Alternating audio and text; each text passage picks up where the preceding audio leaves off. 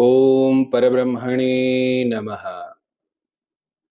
શ્રી નારદ પુરાણ, શ્રી પદ્મ પુરાણ અને લક્ષ્મીનારાયણ સંહિતા ઇત્યાદિ શાસ્ત્રોના મતે કારતક માસમાં દીપદાન દરેક મનુષ્ય અવશ્ય કરવું જોઈએ, કારણ કે પોતાના ઈષ્ટદેવને સન્મુખ દીવો પ્રગટાવવાથી આ માસમાં અનંત પુણ્યની પ્રાપ્તિ થાય છે.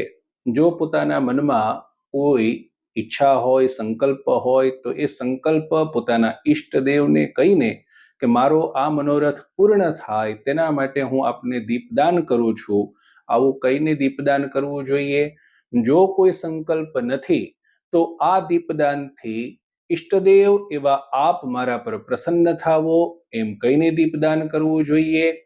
પરંતુ એન કેન પ્રકારે આ માસમાં અવશ્ય દીપદાન કરવું જોઈએ. તમામ દીપમાં ઘીનો દીવો સૌથી શ્રેષ્ઠ માનવામાં આવ્યો છે.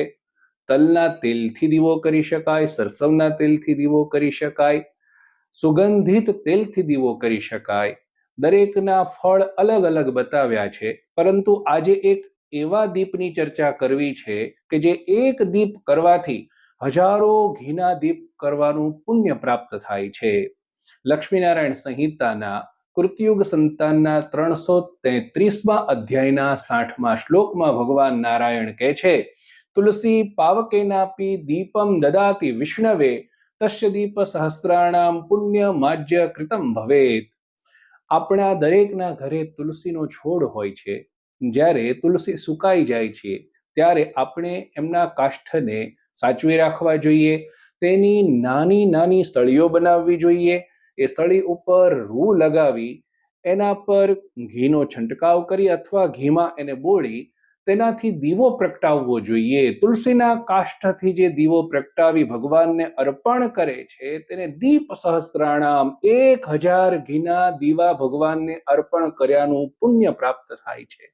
તેથી જો ઘરમાં તુલસી કાષ્ઠ હોય તો જરૂરથી રોજ કારતક માસમાં ભગવાનને તુલસીના કાષ્ઠનો દીપ અર્પણ કરજો અને અનંત પુણ્યને પ્રાપ્ત કરજો.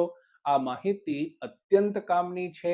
બધાને શેર કરજો. શેર કરવાથી પુણ્ય વધે છે અને શાસ્ત્રની માહિતી ઘેર ઘેર પ્રસરે છે, જેથી લોકો પુણ્યશાળી થાય છે. વળી આવી જ શાસ્ત્રીય માહિતી માટે આ ચેનલને જરૂરથી સબસ્ક્રાઇબ કરો. ધન્યવાદ.